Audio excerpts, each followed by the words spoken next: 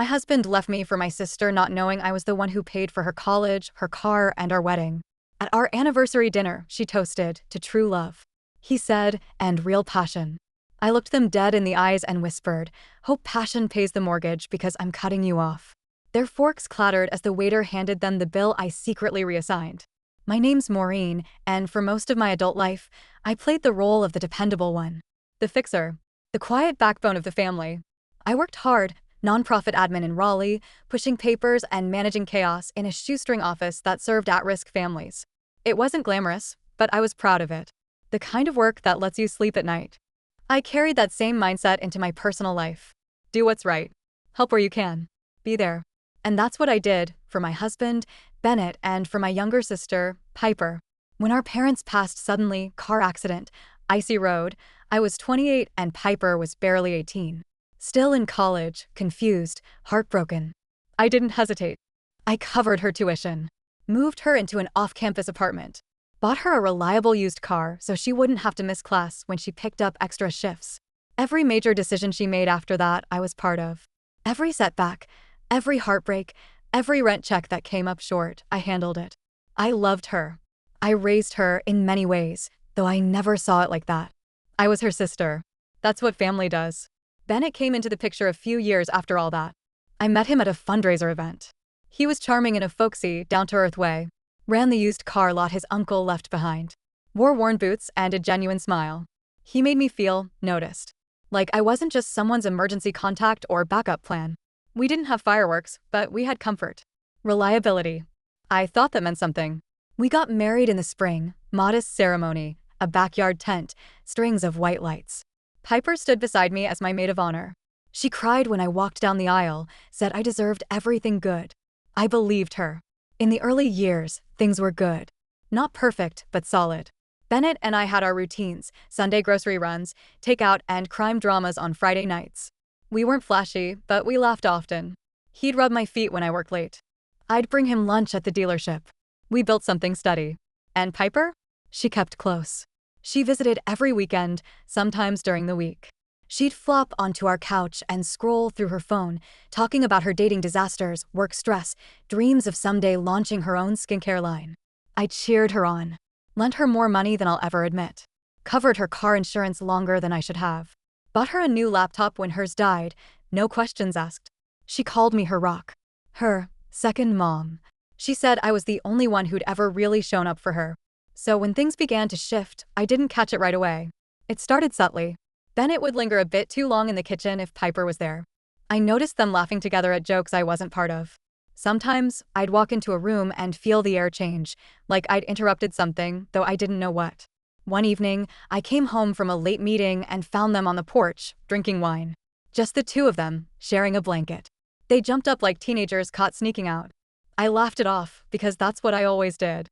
I didn't want to be the insecure wife. I didn't want to be the bitter sister. But a seed of doubt had been planted. Things escalated in small ways. Bennett started working later. Piper stopped confiding in me as much. They began teasing me, gently at first, like I was out of the loop. Oh, Maureen, you wouldn't get it, or that's our inside joke. I forced myself to smile. Told myself I was imagining it. That they were just close because we were all close. Then came the Tuesday lunch. Bennett surprised me at work. Said he missed me, wanted to do something spontaneous. He brought flowers, yellow roses, my favorite, and we walked to a bistro down the street. I remember thinking it was sweet, a little out of character, but sweet. He seemed jittery. Kept checking his phone, laughing nervously at nothing. Halfway through the meal, he got up to take a call. He left his phone on the table. Face up. I didn't mean to look, but when it lit up, I couldn't not. It was a message from Piper, still thinking about last night. You make me feel alive. My breath left my body. I sat frozen for what felt like hours, though it couldn't have been more than a minute. My hand clenched the tablecloth. My salad sat untouched. My mouth was dry as dust. I stood up, walked out, and didn't look back. The days after were a blur of disbelief and seething clarity. I didn't confront them. Not right away. I needed to think. To plan. And, oh, did I plan. I dug through phone records, credit card statements. Pieced together their timeline. It wasn't just an affair, it was a relationship. A parallel life happening right under my nose. My husband. My sister. The two people I had trusted most. I was humiliated. But more than that, I was enraged. Because I had built everything they stood on. I paid for Piper's stability. I underwrote Bennett's confidence, his business, his life.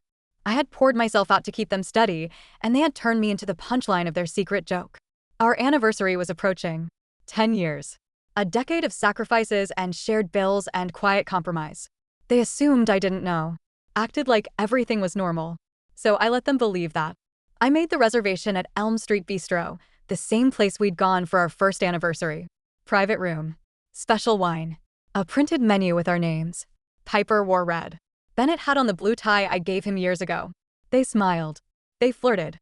They clinked glasses in front of me. Halfway through dinner, Piper lifted her wine. To true love, she said, her voice a little too bright. Bennett grinned. And real passion. I didn't flinch. I raised my glass slowly, my fingers steady despite the pulse in my throat. I met their eyes one at a time and said calmly, "Hope passion pays the mortgage because I'm cutting you off." It landed like a bomb. The silence was instant and sharp. Before they could speak, the waiter appeared and set the bill in front of them. I'd switched the card on the reservation earlier that day. It was now linked to Bennett's. The look on his face as he processed it, confusion, then panic, was almost poetic. I stood, gathered my purse, and said, "This one's on you. All of it." I left them there, in that perfect little dining room with its flickering candles and rose petals. Walked out into the cool night air, alone but not broken. Empowered. The next morning, I called my lawyer. Changed the locks. Froze the accounts. Informed Piper she'd need to vacate her apartment. Technically, my apartment, within the month. She cried. She begged. She said she was so sorry that it just happened, that love is complicated. I didn't yell. I didn't argue. I just said, "You made your choice. Now live with it." They're together now. At least, last I heard. Living in some rental on the outskirts of town. Bennett lost a few clients after word got around. Piper's friends don't really call her anymore. As for me, I sleep alone, but I sleep soundly. I've taken up gardening. Adopted an old golden retriever from the shelter. My evenings are quiet now, but full. Peaceful. I'm rediscovering parts of myself I didn't even know I had given away. The thing about betrayal is that it breaks you in places you didn't even know were fragile. But healing? Healing teaches you where your true strength lies. And I'm just getting started. The first few weeks after I kicked them out of my life were oddly quiet. Not the peace and quiet people talk about fondly when they finally get a weekend alone, no. This quiet had weight. It clung to the corners of the house, heavy and still, like air before a storm. I kept finding little pieces of them. A flannel shirt of Bennett's that somehow ended up in the laundry basket. A coffee mug Piper gave me that read, "Best sister ever," in curling pink font. I threw that one in the trash. The shirt I folded and dropped off at Goodwill. I didn't cry much. Not because I wasn't hurt, but because I felt wrung out, like there was nothing left in me to give them, not even my tears. The betrayal had emptied me, stripped me of something deeper than just trust. It took away my ability to pretend. At work, I stayed late. I told people I was tackling backlog. They nodded and let me be. Only a few coworkers knew something had happened. My friend Doreen, who ran HR, gave me a hug one morning in the copy room. She didn't say anything, just squeezed my arm gently and left a lavender tea on my desk an hour later. That kind of thing meant more than I could say. Mornings were the worst. Waking up to silence. No Bennett brushing his teeth next to me. No warm shape on the other side of the bed. Just empty sheets and the ache of remembering. But the routines helped. Wake up. Make coffee. Walk the dog. Feed the dog. Take a shower. Go to work. Talk to clients. Answer emails. Come home. Repeat. Every day, I felt a little less raw. A little more like someone who might be okay again. And then came the letters. Not love letters, God, no. Official mail. From the bank. From the electric company. From the dealership where Bennett had quietly racked up credit card charges on our joint business card. I hadn't known about most of it. He was always handling things. I hadn't checked. That's on me. Turns out, while I was budgeting our groceries, he was putting down payments on a side project he never told me about. Some custom car flipping dream. I didn't care about the business itself. What broke me was seeing how far back it went. 2 years. 2 years of lies. The lawyer I hired, Mr. Epstein, was calm and kind and exacting. He talked me through every step. Divorce, asset separation, lien removal. I showed him the letters. He sighed, told me this was more common than I thought, and started making calls.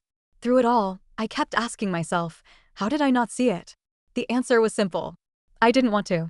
I wanted to believe I was loved, that I was appreciated, that years of sacrifice actually meant something. One night, about 3 months after the dinner, I ran into Piper's old college roommate, Kaylin, at the grocery store. We hadn't spoken in years. She hesitated when she saw me buy the frozen peas. "Hey, Maureen," she said cautiously. I smiled politely, already dreading whatever awkwardness was coming. "Hey, I heard about everything," she said gently. "Yeah, well." I shrugged. She told me she didn't mean for it to happen, that it just kind of evolved. That word, evolved, made something twist in my stomach. "She said you'd probably never forgive her," Kaylin added. I didn't respond. I just looked at her. "She also said," she hesitated, biting her lip, "she said you were always kind of controlling. That you didn't let her make her own choices." I should have expected that. It still stung. "She said that?" I asked, trying to keep my voice even. Kaylin nodded. "I don't know. I just thought you should hear it." I thanked her, picked up my peas, and walked away. But the words follow me home. Controlling. That was how she framed it. Not generous. Not supportive. Controlling. The next morning, I sat with that. Turned it over in my mind like a jagged stone. Was there truth in it? Maybe a sliver. I did take over a lot when our parents died. But I had to. There was no one else. Piper was drowning, and I did what I thought I had to do to keep her afloat. Was I supposed to let her flounder? Was love supposed to be passive? Still, her words carved a little scar on top of the hurt that was already healing. It didn't send me spiraling. If anything, it sobered me. People remember things the way they need to. They justify, they rewrite, they make themselves the victims in someone else's story so they can live with what they've done. I'd done it too, in small ways. But I wasn't going to carry the weight of her guilt, too. A few weeks later, I finally accepted a dinner invitation from Doreen. Her husband made gumbo. We ate outside under string lights and talked about everything except marriage. It felt good. Normal. I laughed for the first time in a while, like really laughed. My stomach hurt afterward, and I realized how long it had been. After that night, I started saying yes more. Yes to walks with coworkers. Yes to the book club I'd been invited to 6 times, but always declined. Yes to repainting the spare room and replacing all the bedding Bennett used to complain about. Small, quiet yes. But they added up. One Saturday, I drove to the mountains. Just me and the dog. I booked a little cabin near Boone, brought along a stack of library books and a bottle of wine. The first night, I sat on the porch and watched the sunset bleed across the hills.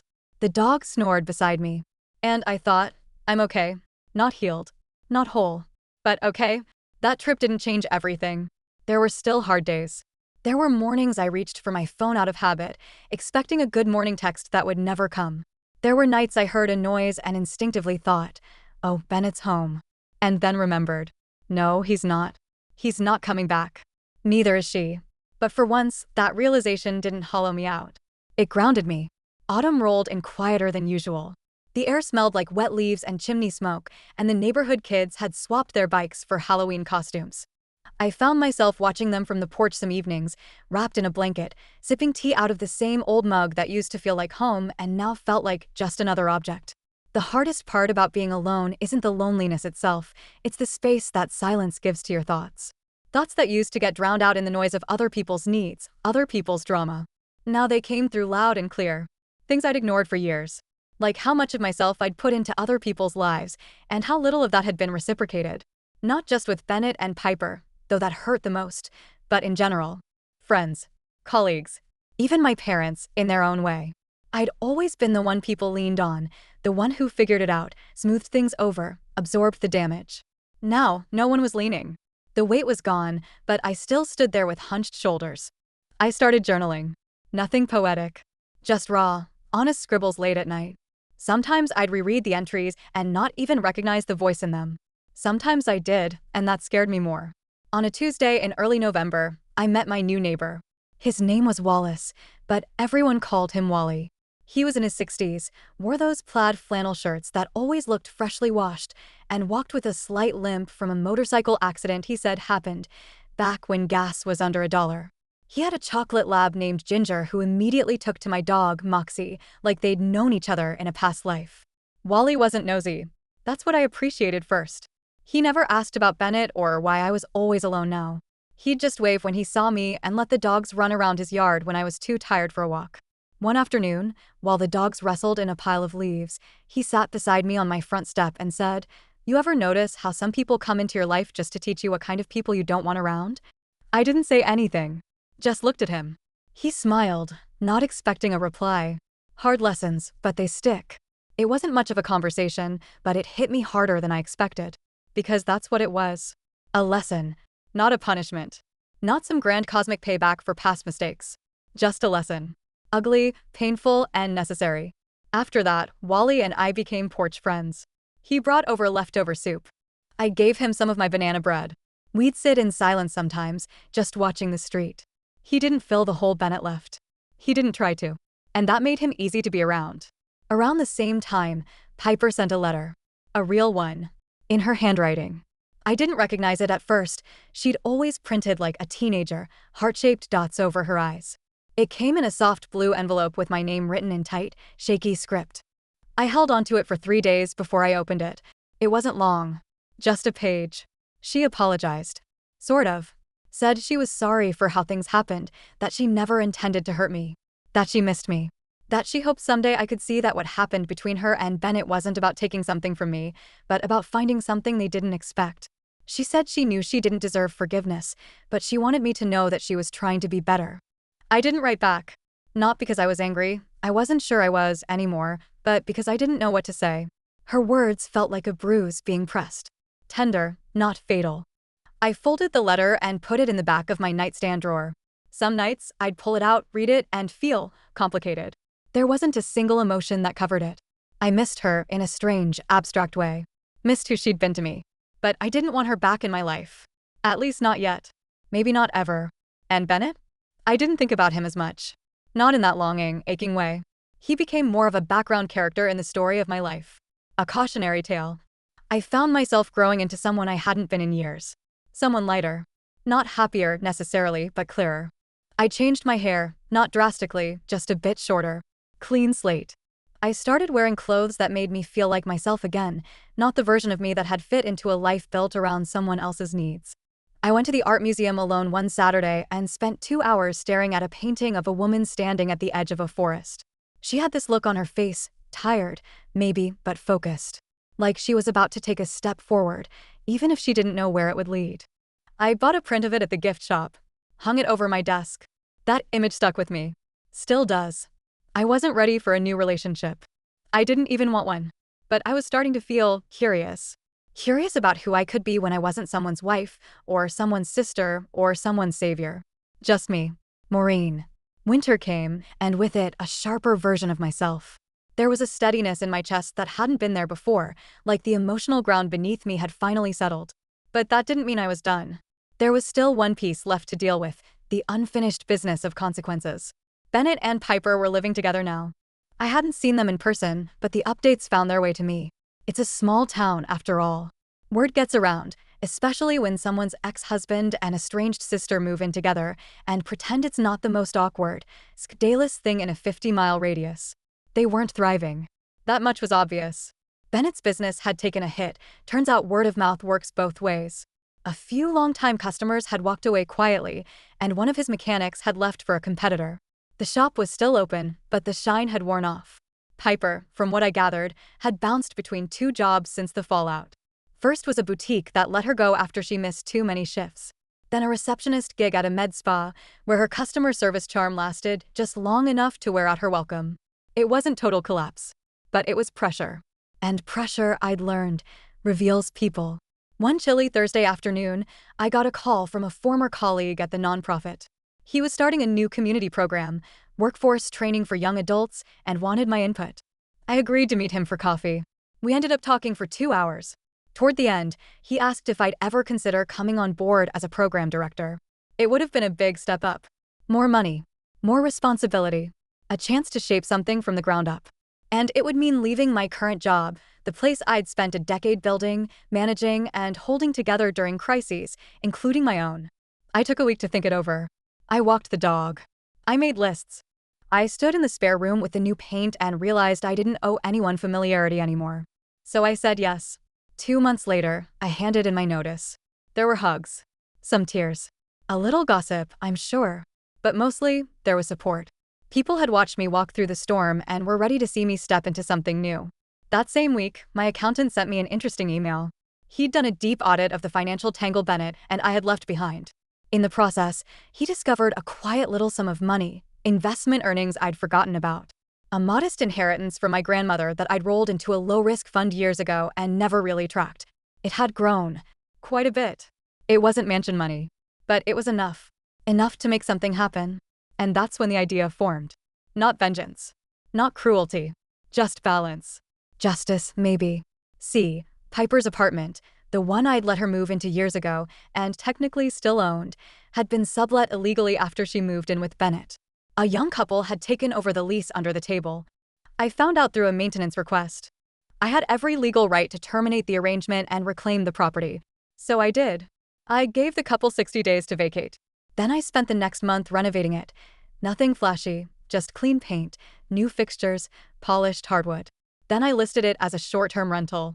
And it took off. The location was good, the price fair, and before long, I had steady bookings. But here's where it gets interesting. Bennett's dealership was hemorrhaging money. He needed investors.